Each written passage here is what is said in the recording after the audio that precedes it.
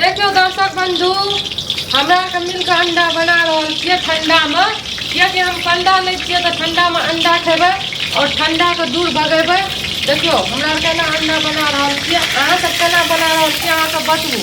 बेसी उड़ रहल छै ना पूरा दिन। और अहाँ कुछ कहे ला चाहे छियै? हां जकरा जकरा अंडा खाए के है उ सब है, हम बहुत टेस्टी बनबै छी वह तो हम तो हाँ टेस्टी तो हम बनबै छियै, लेकिन दर्शक बंधु के अहाँ के हाथ के तब न कहत वहाँ तो कैसे आओ सब कोई हम बना रहल छी पावत भर में आओ साथ में खेबै अंडा। अब जाड़ा में अंडा खेबाक चाहिए। अंडा में अंडा गाना गाओ ने तो ओए गाना गा के सुना दियो। हम गाबू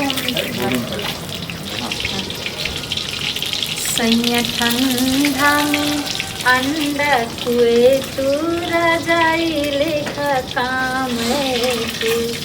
सैया ठंडा में अंडा कुए तू रजाई लेखा काम तू।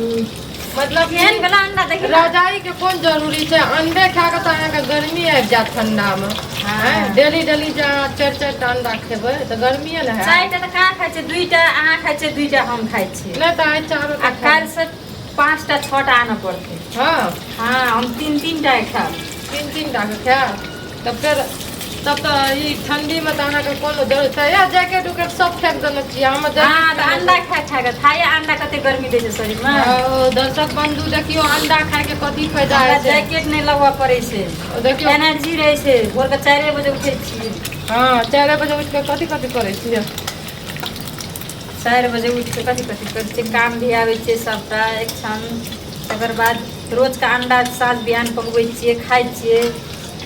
काम बेसी कयल जाइ छै, जब देह में शरीर में एनर्जी रहता है ना काम करबै। मतलब अहाँ कह चाहे छियै जे अंडा खेला से गर्मी उत्पन्न होय छै सएह ने? हाँ तो अहाँ जार में खेबाके चाहिए। तनुकु हम बताबै छी अहाँ के तो अहाँ अंडे खाइत रहू तो हम जे छै अहाँ रजा बजा के कुछ जरूरते नहीं।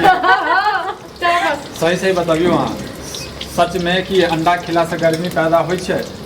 अहाँ बताबू पहले, अहाँ बताबू नहीं तो हिनकर चोरी कर दे। अहाँ बताबू अंडा खेला से की गर्मी पैदा होय छै?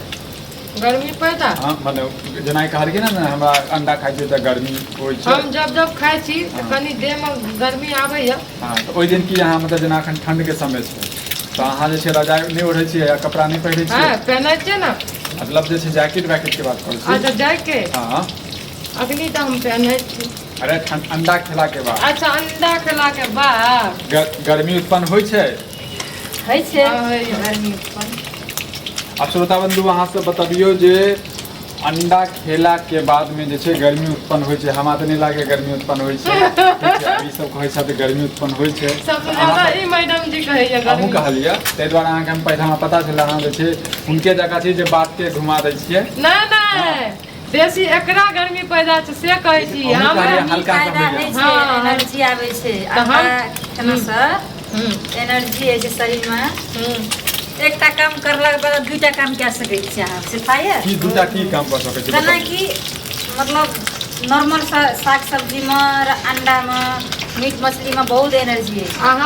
हम कहे ला चाहे छी हाँ हमरा मीट मछली अंडा से ज्यादा नॉर्मल हरा हरा सब्जी खाए से ज्यादा एनर्जी है छै। सब्जी खेला सा हाँ लेकिन अहाँ ध्यान दै छियै मीटे मछली पर ज्यादा। अरे की करिए त ई बेसी ध्यान दै रहल नहीं जाइ छै। देखियो हिनका रहल नहीं जाइ छै, सच बात बताबी तो हिनका रहल नहीं जाइ छै बुझलिए। कहै छै ना जे छोड़ल नहीं जाइए छोड़ल नहीं जाइ छै। अंडा सबसे ज्यादा यहाँ खेता बुझलिए। लेकिन कहै छथिन झूठ बोल के मीट मछली हम मतलब ओते नहीं पसंद है हमरा। चलो श्रोता बंधु अहाँ सब जे कमेंट करू वीडियो के जे छै देखियो और सब मिलजुल के सबटा पारिवारिक छथिन मिलजुल के अंडा बनाबै छथिन। तो अहिना सब प्यार दुलार दियो जिनका जिनका खाके ये से बेटा अपना अपना घरे पर बनाओ अंडा।